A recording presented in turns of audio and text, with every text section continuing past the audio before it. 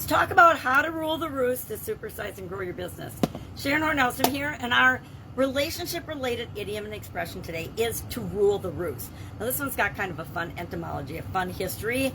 It actually came about in the 15th century from to rule the roast. Now, there's some confusion about how roast accidentally or purposefully changed to rule the roost, because by the mid-1700s, to rule the roost was a more popular expression than to rule the roast. To rule the roast meant to be the boss in the kitchen or something like that, and then it shifted to being the boss or the dominating position over others in any area or aspect of life.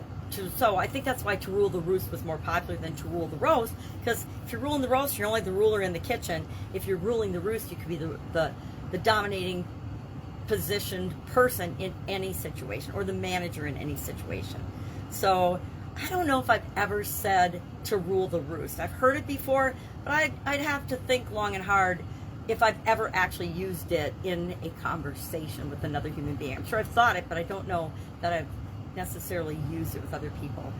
In families or in work environments, somebody can rule the roost, right? It seems like every family has some dominating personality, whether that person has been appointed, selected by the others or not. I know that happens in my family.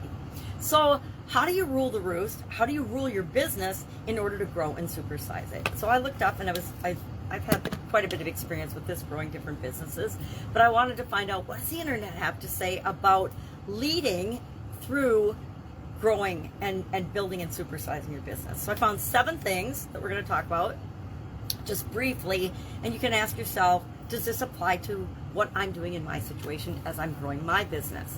So do you have these elements? And I would suspect, based on our experience and on my experience too, that these things are all true, and they're all elements that I've made sure we have a part of in every one of the businesses that we're working to build and grow.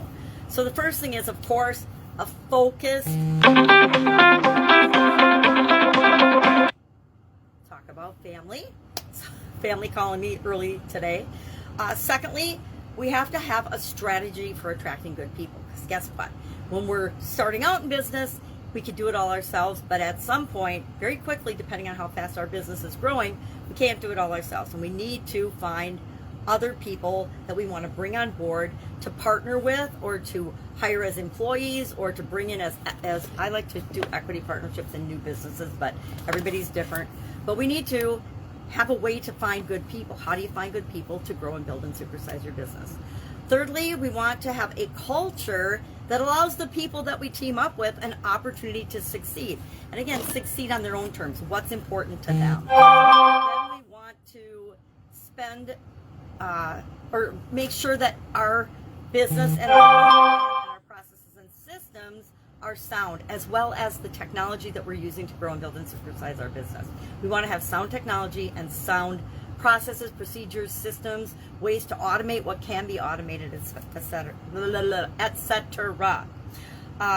Fifth, we want to have the confidence to say yes. And this is a really big one that a lot of businesses don't realize initially, but they let a lot of opportunities to grow faster fly by the wayside because they're not confident enough to do this. But it's to say yes and then figure it out. Say, yes, we can do that. And even if you don't know or have a system or a process and you've never done it before, you know with 100% certainty that you'll find a way to figure it out and deliver what you promised on.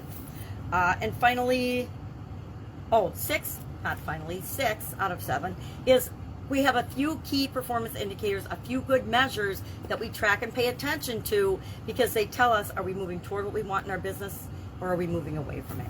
And 7th, finally, is a commitment to helping customers be satisfied. If we don't have a commitment to customer service, if we don't have a commitment to really helping the people that we're here to serve, it slows down our growth. So there's lots of different ways to grow our businesses. I've found some information on the old school marketing way. You know, what are the 4 growth strategies for your business? Market penetration, market development, product development, or diversification. And we could talk and break that all down, because every topic in business and business growth has been broken down to minute detail how to do it. There's no lack of how to do things in the world.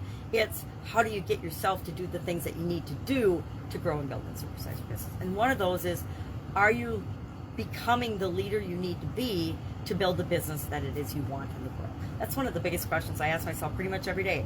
Am I learning and growing and developing in the areas I need to so that I'm less of a bottleneck in the business that I'm growing? All right, love to know your experience with to rule the roost. Have you ever heard to rule the roast? I personally had never heard that till I looked into this idiom. I guess that's a little before my time.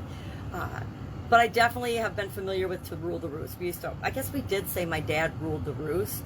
And in some ways my dad ruled the roost, and in other ways my mom ruled the roost.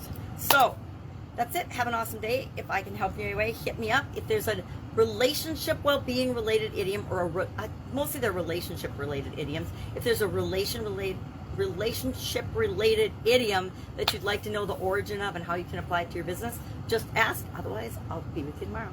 Have an awesome day.